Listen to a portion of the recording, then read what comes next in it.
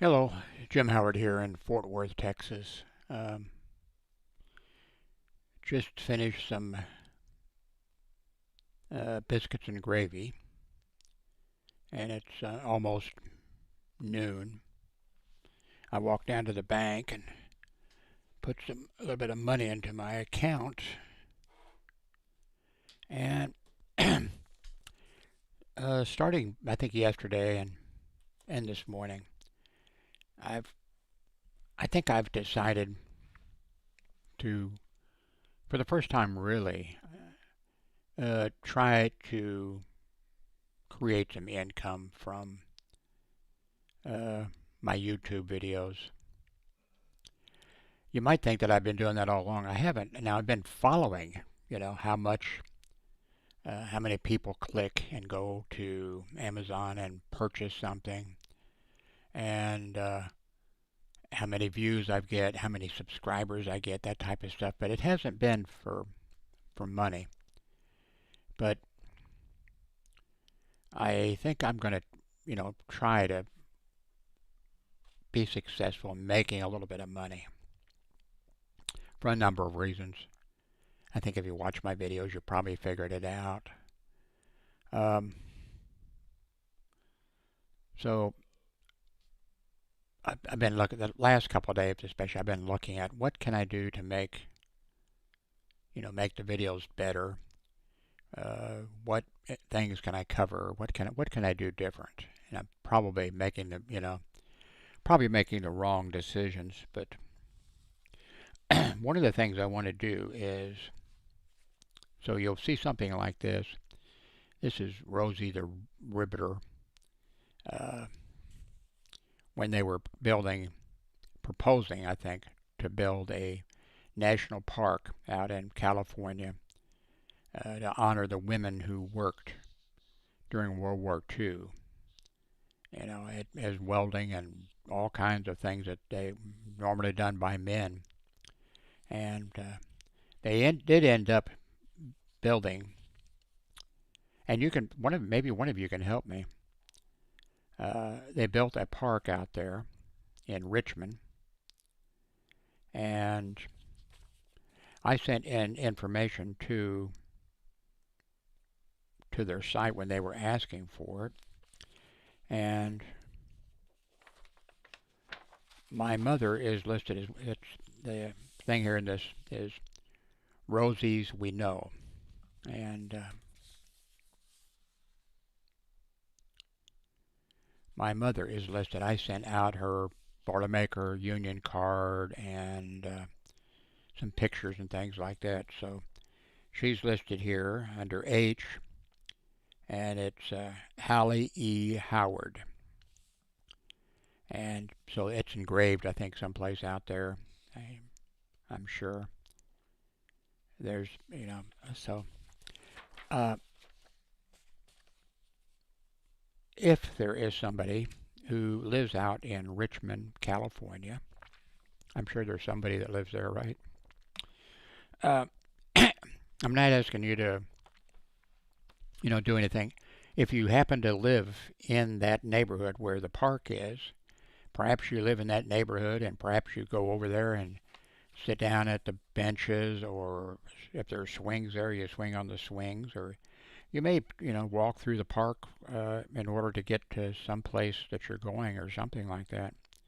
If you're doing that, uh, one, you could take some pictures. Try to get some, pictures for me that I can use here. But of course, especially what would be nice is if when you come to where they have the names listed and that type of stuff, if you could go look at H and take a picture, maybe take a picture of the whole thing. Or if you just get a picture of the H's or whatever, and my mother should be listed there as Hallie E. Howard. So, uh, give you something to do and help me out. And I'm going to try to set this up as uh, a section or I'm not sure how I'm going to do it. I probably know because I'm going to start today. Uh, the other thing is I'm going to try. I've talked about this before a few times, but it's just in messages. Antsayasia. I think that's wrong how to pronounce it. I need to put that link. I've said it before. There's a link. There's more than one link that you can enter a word and it tells you on the internet how you pronounce it correctly. Uh,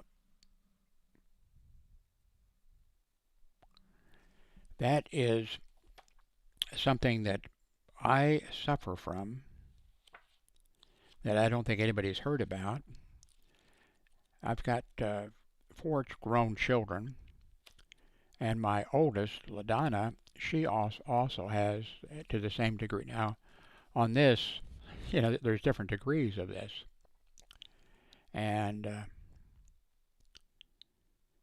my daughter and I are both number zero. I guess we'd be number 1 or something on the thing, or it would be number 0. I'm not sure.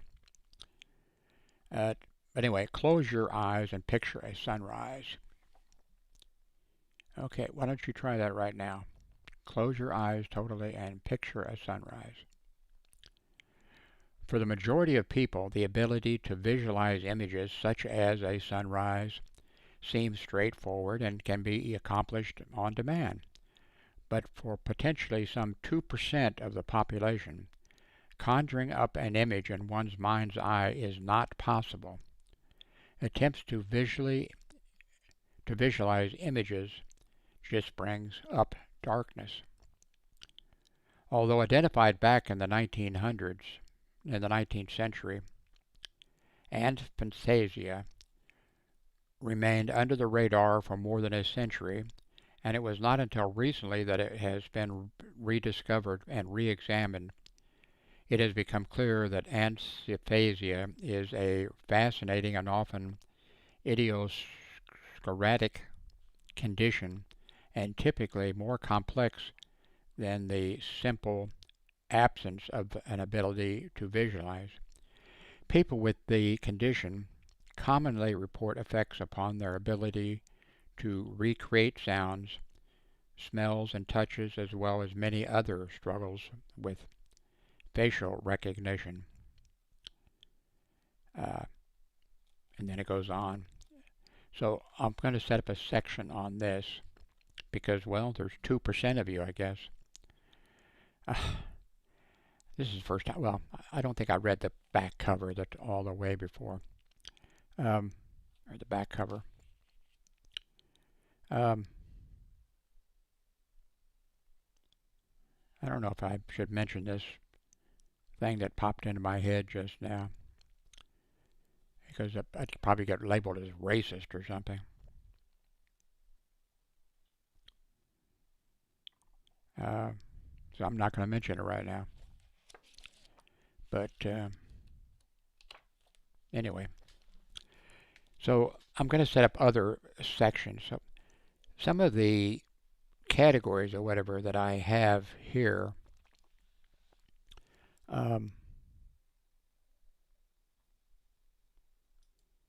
I think I'll probably be deleting them or reworking them because I don't think anybody's using it anyway. I don't think that gets used very much, and that's my fault for not making it better. So I'm going to be working on that. So what else? Here in a few days, the apartment complex that I live in, well, when I moved about 12 years ago here, yeah, to Fort Worth, I looked around for a internet service provider. And I went with Spectrum. And at that time, a lot of it was just, for like cable television. And the company that I went with, Spectrum, their prices were sky high. I mean, unbelievably. And I complained about that. Uh, you know, you're hooked up, and it really doesn't cost them. I mean, they're hooked up. They've got this coming in. Everything is wired, and why does the price keep going up and up and all that kind of stuff? And but I stayed with them for years. I stayed with them. I started with the basic, and then I moved up to was it uh, 400 meg down, or was it five? I think it was 400 down. Maybe it was 300. I eventually went up to 1 terabyte down with this Spectrum, and I never got it. And I stayed with them uh,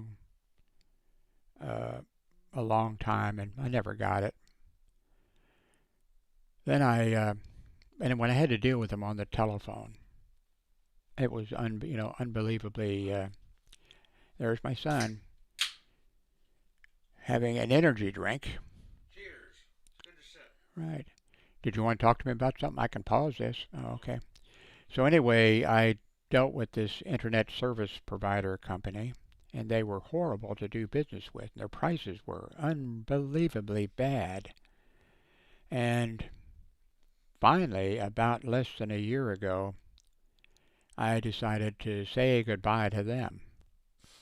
And then when I got on the telephone with them, I think I talked about this. So I won't go over it again, except that they were doing their same little tricks and things of uh, keeping you on the line and saying, "Well, we have to check on this. We'll check on that," and then the guy would come back and say, "Okay, I'm still checking on such and such," and all the time they're playing commercials.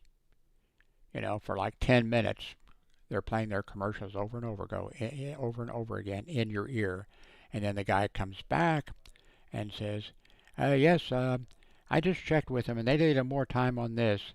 And then, of course, about this time, I said, "Listen, I know what you're doing. Cut this crap out and just take care of." Actually, at this point, it was just take care of disconnecting my service. I don't want your service anymore. Please disconnect my service. Well, I'll have to, and then they come back, and it just, and I finally went crazy. I mean, I went crazy. If I'd have been there in person, they would have called security or the police to arrest me. So, so I switched to Verizon, and is it Verizon? Yeah, I think so. That's what I have now, I think. And well, actually, they came to the door. Uh, they came to the door, and I signed up with them. And I'm not going to go through the things. There was a problem with that. Anyway, after about a month or less, uh, it wasn't working the way it should work. It should have been less money and uh, slower speed and stuff like that. But then eventually, I had to cancel with them, and then about a month later, now when I was signed up with them, then I had to unsign because they were not actually supposed to be signing people up in this area. Which, when the real people came, well, it was the real people. When these people, other people came to the door, and I said, "Well, I just canceled, with," and he said, "Well, no, this wasn't on the list." And I said, and then he said, "Give me the names of those people. I want to report them. They shouldn't be coming here doing that." And then I was, well, they were just. I said, "It's kind of confusing out here, all these different apartment complexes." And he says, "No," he says, with I can't. Well, he says, "See the computer here? See this green light up here? This means that this is in an area where we can sign people up." He says they wouldn't have had a green light. So I signed up with them, and I'm signed up now with them. And some of the things they told me then, this is for the second group that they told me, turned out not to be correct. And then another thing, when I signed up about a month or so ahead of but the wrong, according to uh, it was you get 300 down and at for a certain price. And so when these new guys came and signed me up, and they seemed like nice guys, and but when they signed me up, something just didn't feel right. And it turns out that right after that, well, okay, so they signed me up and I signed up.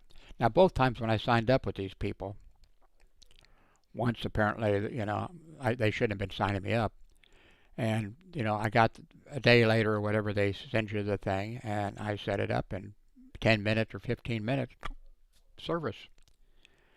Uh, Now that first one, what happened pretty quick was about once an hour it would disconnect for 3 minutes, 5 minutes, 7 minutes, and it would just pop back, come back, and it just kept doing that. That's because they didn't have a strong signal in the area or something.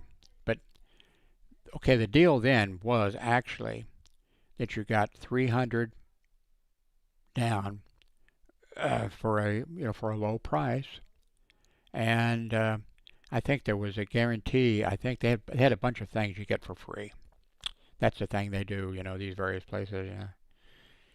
Free cell phone service, or in addition to it, or not free. You get it real low price or whatever. So I was told that 300 down, and so when the new guys come about a month or so later, and okay, now it's so I said okay, I'll take it. And then I said, so I get 300 down, and I get this, and get this, and this. Yeah, yeah. And he says, and you'll be hardly paying anything. And so then, and I had 300. 300. I have 300. And then all of a sudden, I have 150 down.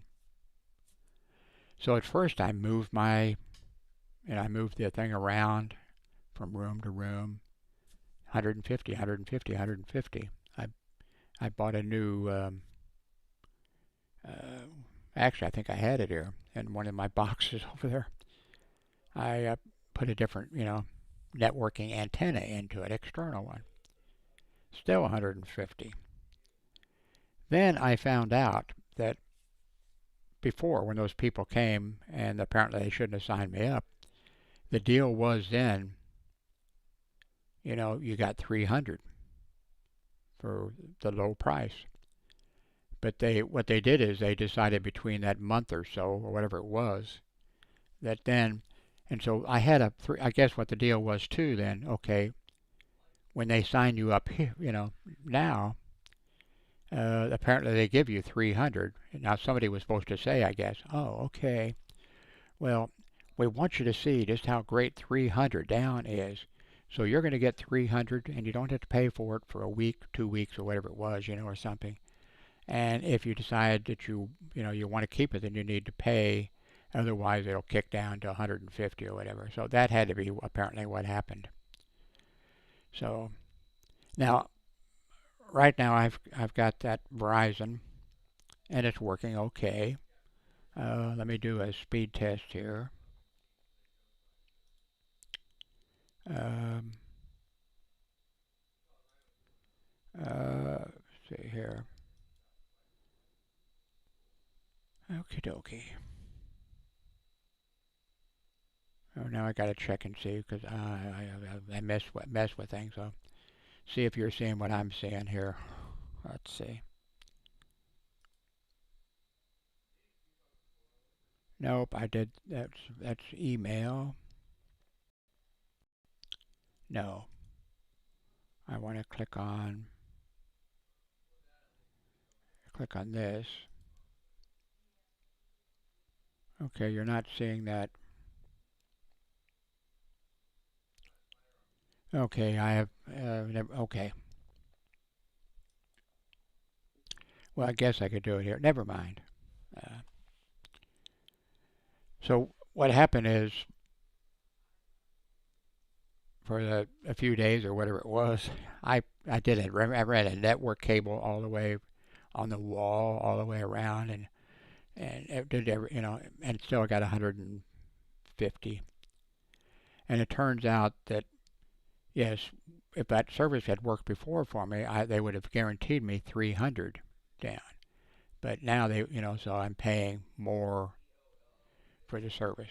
And it's been okay. I get 150 down. I don't get 300 down, which I paid. Upgraded.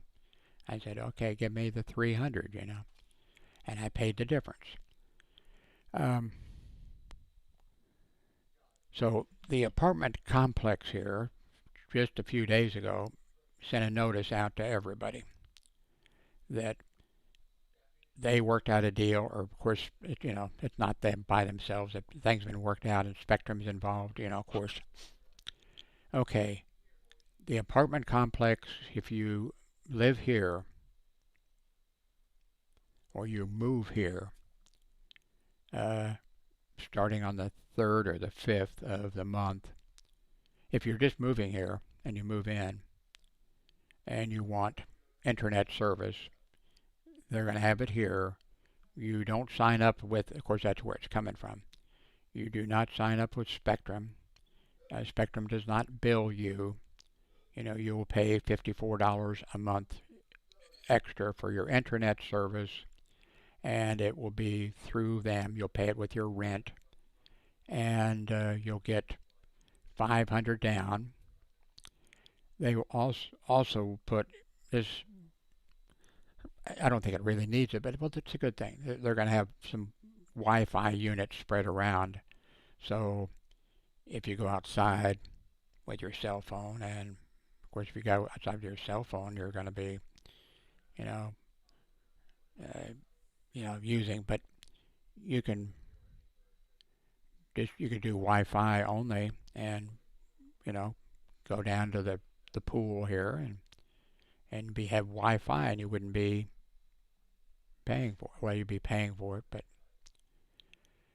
so in a few days here. Now I've canceled with Spectrum, but in a few days they're having a meeting at the office, and I'm going to go ahead and say sign me up.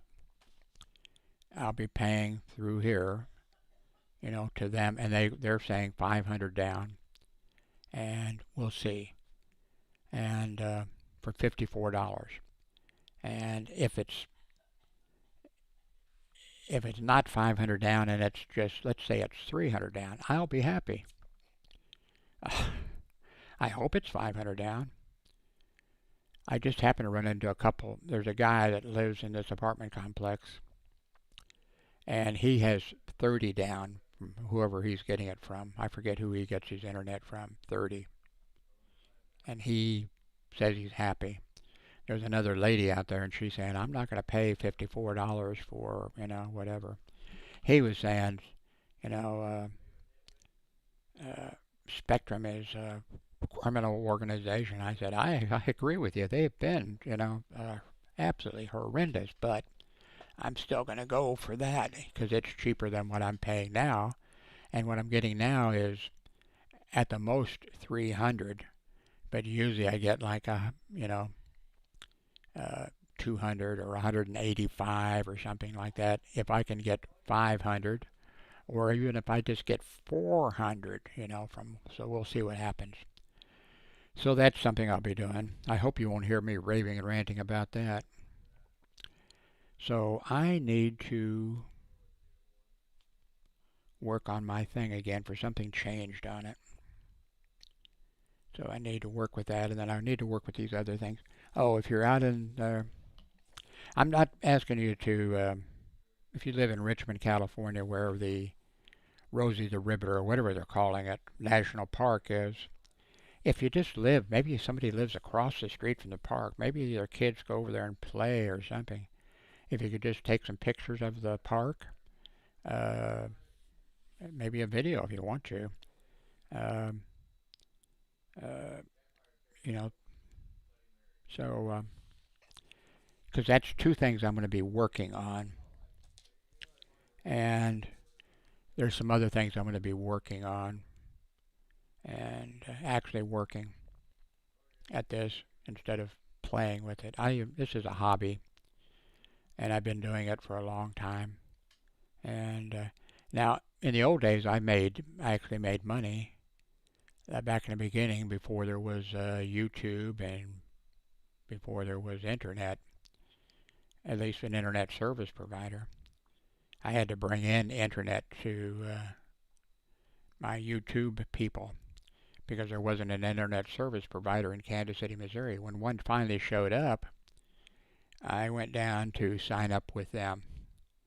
And I've told that story before. I went in. They weren't expecting anybody to come. I mean, they were expecting people to call, but I don't think they expected anybody to show up, and I showed up. I said, I'd like to sign up for your service. Okay. Okay. And the name, and Jim Howard. Jim Howard. You're not Jim Howard of Howard's Notebook, are you?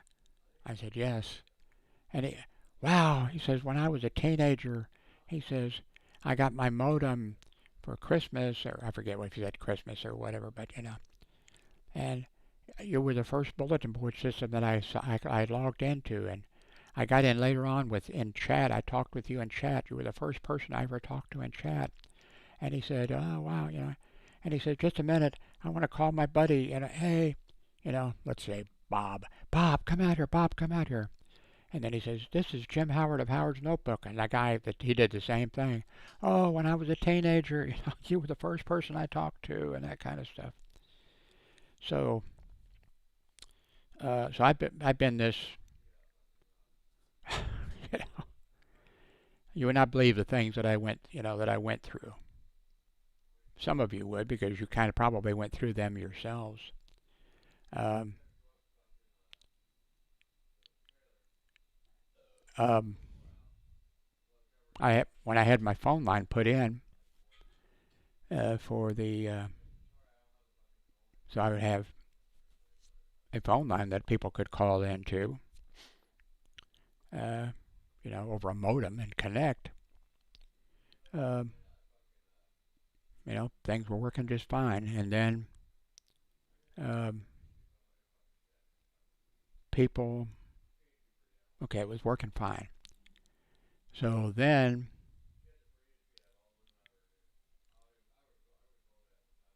I forget what happened at that point. So I had the phone company come out and put a second line in. I guess maybe it was just that it was busy. It was busy 24 hours a day, 7 days a week. People calling, of course. And so they came in and they put a second phone. I'm living in a mobile home park, so they put a second line in. And a couple of days later, the second line went dead. And so I called them out. They came out again, and they fixed it. And then they left. And then a day and a half or so later, it went dead on me again. And I called them and I said, "What's going on with the second line?" And well, we don't have enough lines here coming into this mobile home park. But what we do is we put another line in, and it gets connected into the other line and gets charged up. When the other line isn't being used, then it charges up this line. And I said, the other line, I'm used for the computer bulletin board system. It's busy 24 hours a day, 7 days a week. There's not a time that it's not. Oh, okay, we got to put a battery in or whatever. So they come out and they put a battery in and then plugged it into like electricity or something. And then that worked. And then about a week later, or maybe a week and a half later or whatever, I can hear the thing when it dials, when it is, being answered to, when the thing's being answered to, I can hear it if I want to, And then I hear somebody talking. And then somebody saying, there's a tone in my ear, there's this and that. I called the phone company. The guys, by the way, their place, like they were Kansas City, Missouri area, but this was outside of Kansas City, Missouri. But they had them a big garage with their trucks and all that kind of stuff and tools and that kind of stuff. And they met out there in the morning before they started out. So they gave me the phone number right there. Here's the phone number that brings in where we are. And that's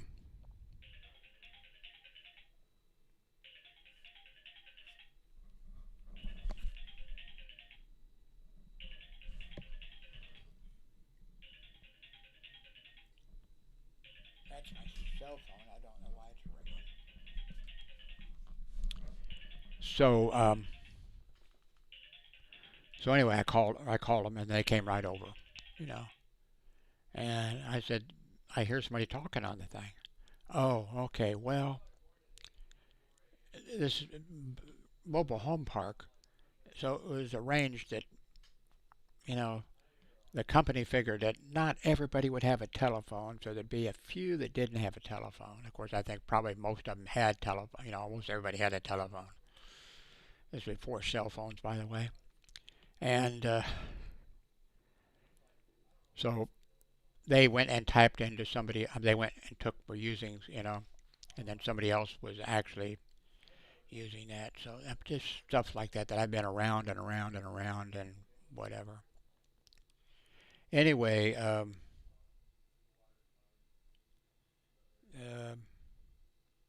I guess that's it. Thank you very much.